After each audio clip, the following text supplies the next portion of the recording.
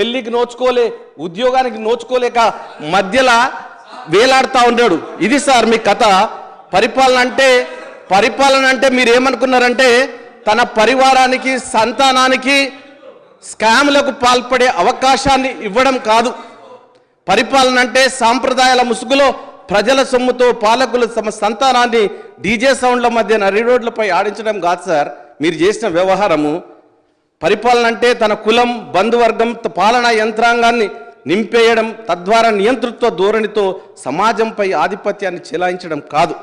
పరిపాలన అంటే చట్టాపట్టాలు వేసుకొని అనైతిక కార్యకలాపాలకు పాల్పడడం కాదు సార్. బడ్జెట్ గురించి మనం వద్దాం.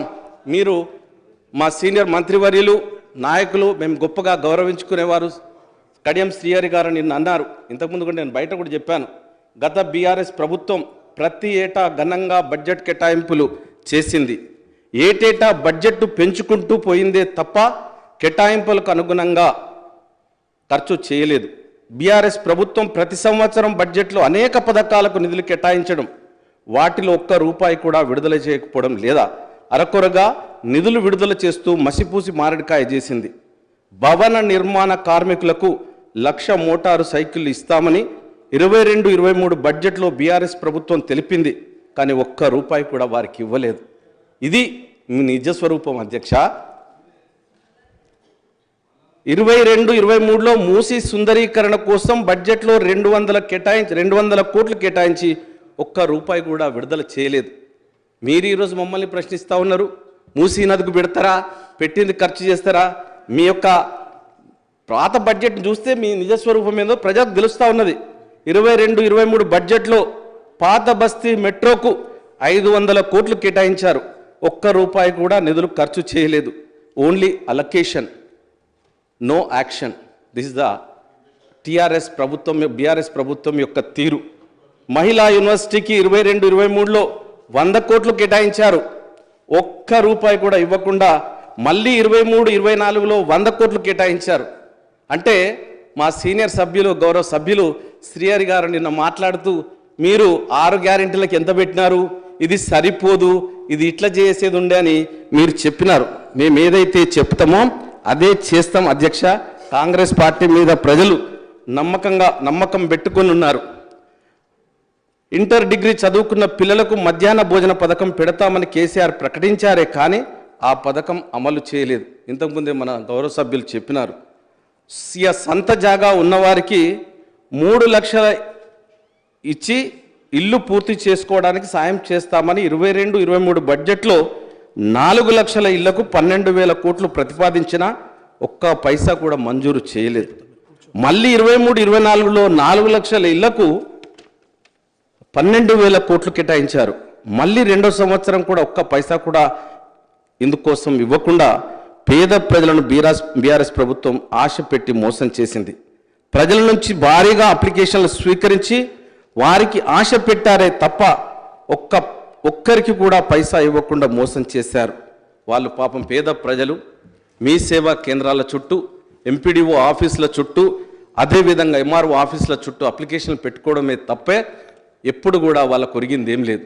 మొన్న ఎలక్షన్లు వచ్చినాయంటే ఆగ మేఘాల మీద ఇప్పుడు మన ప్రశాంత్ రెడ్డి గారు చెప్పినారు, అందరికీ ప్రొసీడింగ్స్ ఇచ్చినాం మేము. ఆ ప్రొసీడింగ్స్ కూడా కలెక్టర్లు, నేను స్వయంగా ఎలక్షన్ కమిషన్కు కంప్లైంట్ చేశాను. కలెక్టర్ గారు సంతకం పెట్టి పేరు లేకుండా ఇచ్చేసినారు. వాటన్నిటిని ఆపి చేయమని, తర్వాత ఈయనను ట్రాన్స్ఫర్ చేయమని అంటే దానికి ఎలక్షన్ కమిషన్ స్పందించి స్వయంగా మా కలెక్టర్ గారిని ట్రాన్స్ఫర్ చేయడం జరిగింది. ఇది అధ్యక్ష. ఈరోజు మీరు 3 లక్షలు ఇవ్వండి, మీరు 3 లక్షలు ఇచ్చినామని చెప్తా ఉన్నారు. మీ సేవా కేంద్రాలకే 4-5 వేల రూపాయలు ఖర్చు పెట్టుకున్నారు పేద ప్రజలు. మరి మేము ఆనాడు ఈరోజు ప్రజాపాలన పేరిట వాళ్ళ స్వగ్రామంలో డప్పు చాటింపు వేసి 100 అప్లికేషన్లను ప్రతి ఒక్కరి దగ్గర నుండి ప్రతి దానికి ఒకటే అప్లికేషన్ ఇచ్చి మేము చేయడం జరిగింది.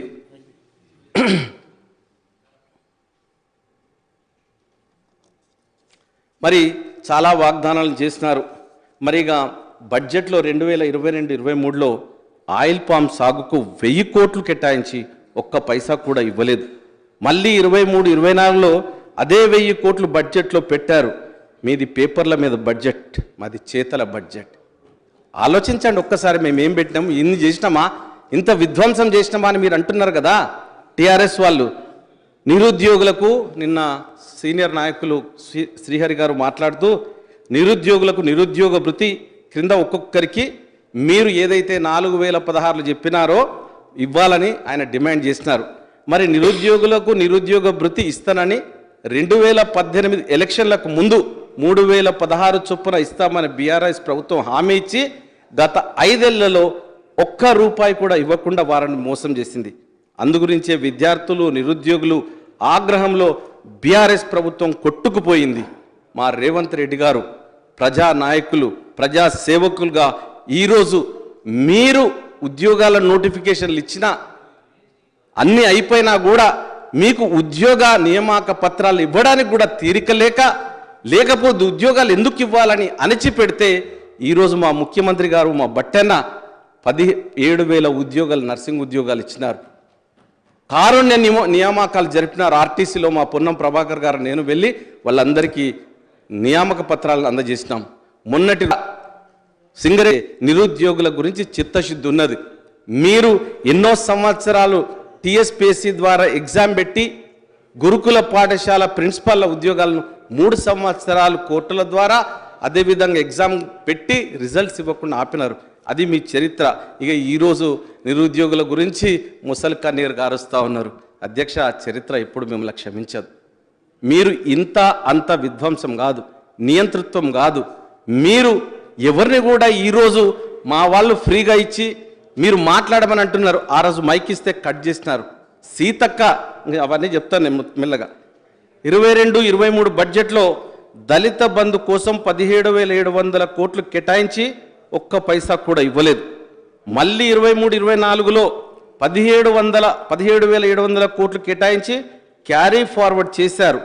హుజూరాబాద్ మినహా ఒక్క నియోజకవర్గానికి 1,500 యూనిట్ల చొప్పున లబ్ధిదారులు ఎంపిక చేస్తామని చెప్పి ఒక్కరికి కూడా ఇవ్వకుండా దళితులను బీఆర్ఎస్ ప్రభుత్వం మోసం చేసింది.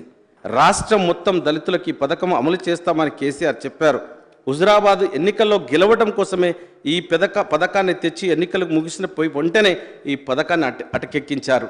అందుగురించే కాంగ్రెస్ పార్టీలో ఎమ్మెల్యేలు, దళిత ఎమ్మెల్యేలు దాదాపుగా మెజారిటీ ఎస్సీ స్థానాల్లో గెలవడం మీరు చేసిన మోసానికి నిదర్శనమని నేను తెలియజేస్తా ఉన్నాను. మరి ఈరోజు అంబేద్కర్ అభయహస్తం పథకం గురించి మాట్లాడుతూ ఉన్నారు. మరి మా సీనియర్ నాయకులు మేము మాట ఇచ్చినామంటే మాట మీద ఉంటాం. 12 లక్షల రూపాయలు తప్పకుండా చేస్తాం. మరి ఆనాడు 2014లో చట్టబద్ధత కల్పించి ఎస్సీ సబ్ప్లాన్ నిధులు ఎస్సీలకే కేటాయించాలని 20,000 కోట్లు కేటాయిస్తే ఆనాడు ఏ రోజు కూడా ఆ ముఖ్యమంత్రి దగ్గర మాట్లాడిన పాపాన పోలేదు. ఈరోజు దళితుల మీద ప్రేమ వచ్చింది, నిరుపేదల మీద ప్రేమ వచ్చింది. 3 లక్షల రూపాయలు ఇల్లు ఇచ్చినామని వాళ్ళ మీద ఒక కపట ప్రేమను నటిస్తూ ఉన్నారు. 23-24 బడ్జెట్లో రైతు రుణమాఫీకి రూపాయలు 20 కోట్లు అవసరం కాగా కేవలం 12,131 కోట్లు మాత్రమే మీరు విడుదల చేస్తున్నారని తెలియజేస్తా ఉన్నాను. మీరు రైతుల గురించి కన్నీరు గారుస్తూ ఉన్నారు. రైతులను, మిర్చి రైతులకు బేడీలు వేసి జైలుకు తీసుకెళ్ళినారు. కేసీఆర్ కారణ జన్ముడు అన్నాడు, రైతులకు ఉచితంగా యూరియా ఇస్తానని ప్రగల్భాలు పలికాడు. ఇది నిజం కాదా? రైతులను మోసం చేసినట్టు కాదా? రైతుల గురించి మీరు చెప్పేదా అండి? ఐకేపీ సెంటర్లు తెరవడంలో ఆలస్యం, బార్దాన్ సప్లై చేయడంలో ఆలస్యం, అదేవిధంగా కొనుగోలులో 10 కిలోల వరకు తరుగు తీస్తున్నారు. అధ్యక్ష, వీళ్ళది రైతుల గురించి ముసలి కన్నీరు గారుస్తారా? ఈరోజు రైతుల గురించి మేము రైతు బంధు ఇస్తామనంటారా?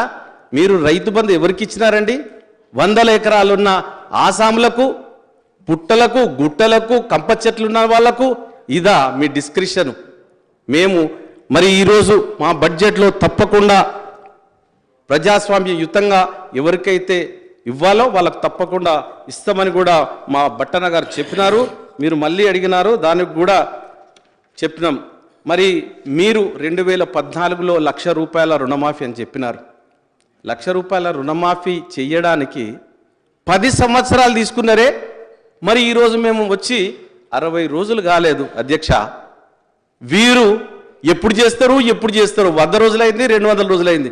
అరే మమ్మల్ని ఖజానాను ఖాళీ చేసినారు, ఖజానాకు వచ్చే అవకాశాలు ఏమున్నాయో చూసుకోవాలి, ఖజానాలో డబ్బులు నింపుకోవాలి, ఒక ప్లాన్ వేసుకోవాలి, కొంచెం టైం ఇవ్వండి. 1 సంవత్సర కాలం మేము తప్పకుండా చేసి చూపిస్తాం.